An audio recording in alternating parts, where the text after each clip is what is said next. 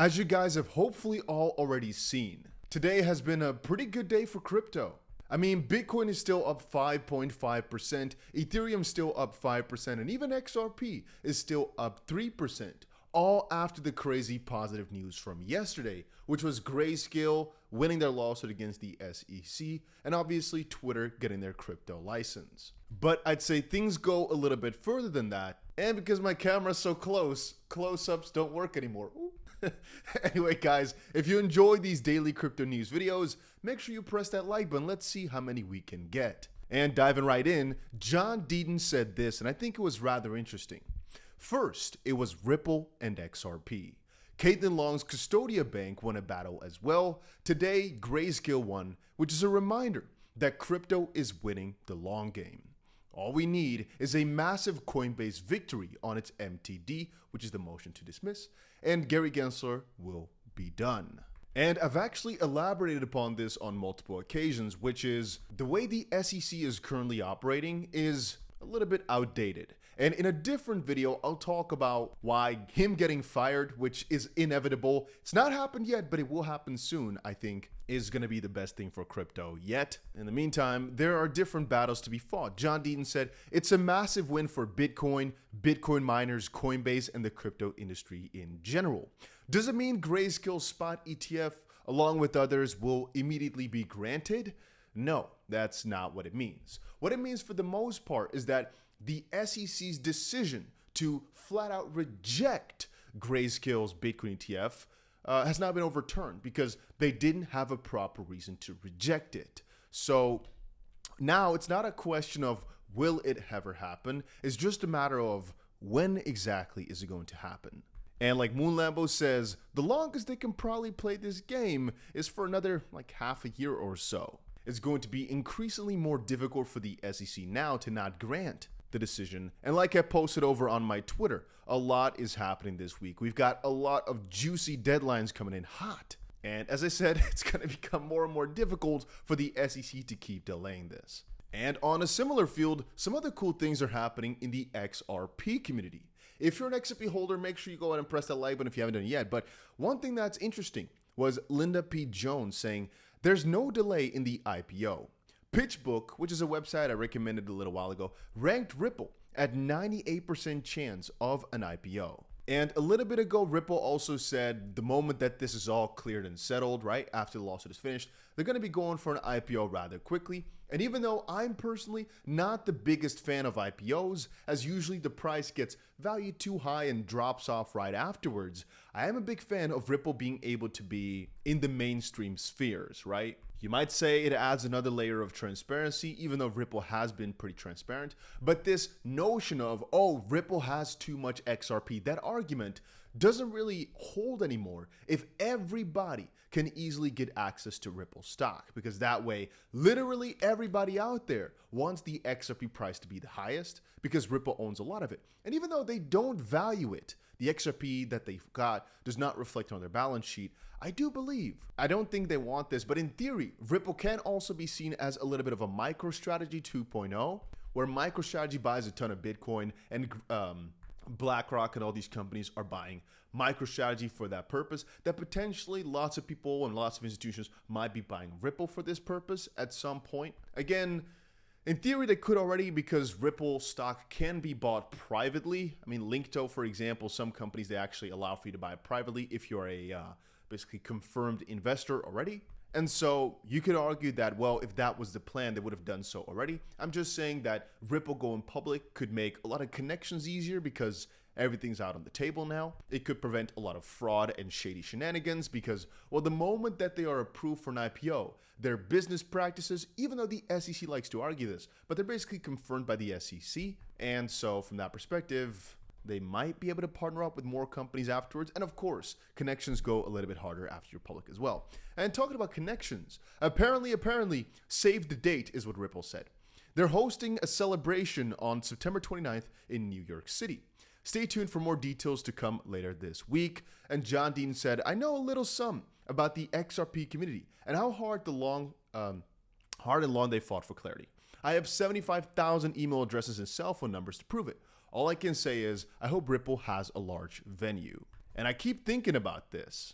Just how many XRP holders joined in this fight? And on the contrary, or I guess on the side, what the frick is Ripple gonna do? How many people will they be able to host? And should I show up? Is everybody gonna get an invite? Do I have to try get my way in? I'm gonna be in Asia at the time, so that would be rather annoying because it's gonna be a long flight from Asia to New York City. But if a lot of you guys would be there, I definitely show up because that would be the first official celebration after Ripple won. So that could be pretty huge. Everybody's calling it the proper party. Damn.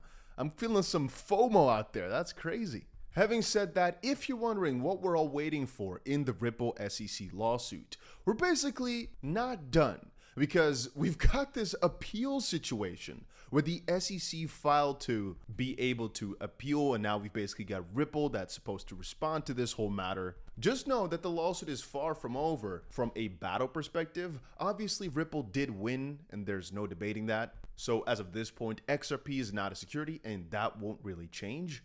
But the details of things and how Ripple won and all that type of stuff might actually change ever so slightly as the case progresses. Of course, we've also got some issues with Brad Garlinghouse and Chris Larsen, the founder.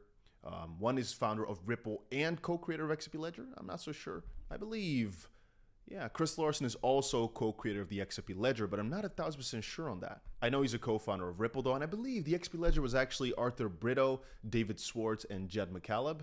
But it doesn't matter too much. And of course, the CEO, Brad Garlinghouse, both of those are having an issue over their recklessness, quote unquote, which also has to be figured out. But most importantly and first is everything with regards to the appeal. And of course, guys, I'm watching every single step of it because the more that's happening in the ETF game as well, the harder it is for the SEC to defend their arguments that everything is clear, because on the one hand, they're trying to claim, no, they've got everything set in stone and they can deny it, they can approve it, they can deny this because that's the rules, that's the law.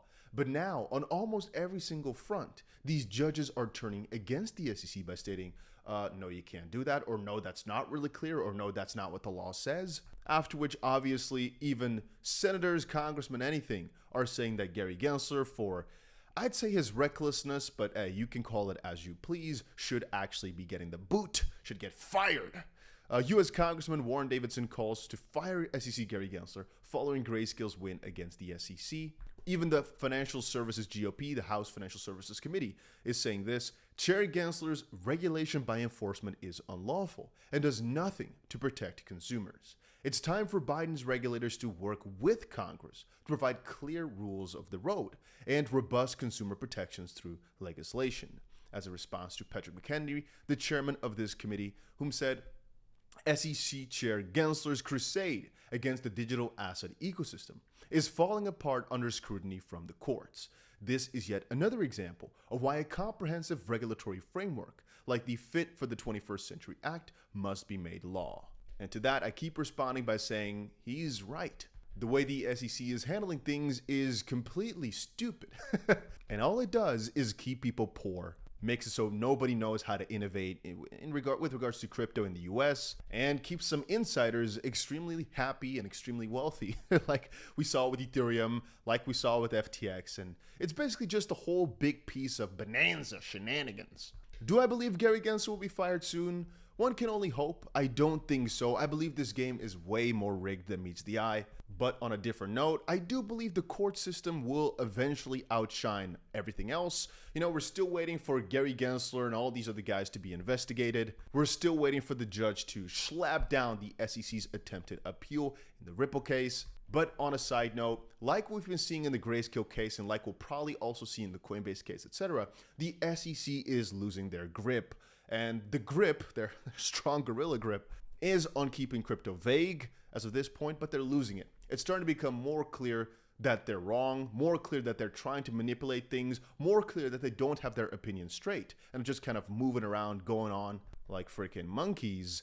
And I'm loving every single part of it, because the judges, apparently they're not stupid in the US, and they also know the SEC's secret mind games, or sneaky mind games you might want to call it. And for the rest, all I'll say about it is be a little bit careful with this relief rally. Very often, like we've also seen in the Ripple case, after a SEC conclusion, they pump the prices up.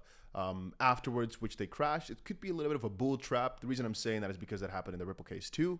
Don't think, oh no, the bull market is back, let's go crazy, let's go yada yada yada, because it could very well just be a manipulated effort. Just want you guys to be in the clear on that. I'm extremely bullish on crypto. You guys know my agenda though. I still believe in the halving cycles, and we'll talk about that a little bit later. For right now, I am being a little bit more careful. Many people are calling to just sell the top right now, as whenever the SEC loses, this happens. A little relief rally before the market kind of comes down a little bit again. I'm just watching it from the sidelines as I buy crypto every single day, and today is not an exception. But yeah, that's about it. Hopefully you guys all enjoyed this little update, and make sure you put the notification bell on so you never miss any update in the future. That's about it.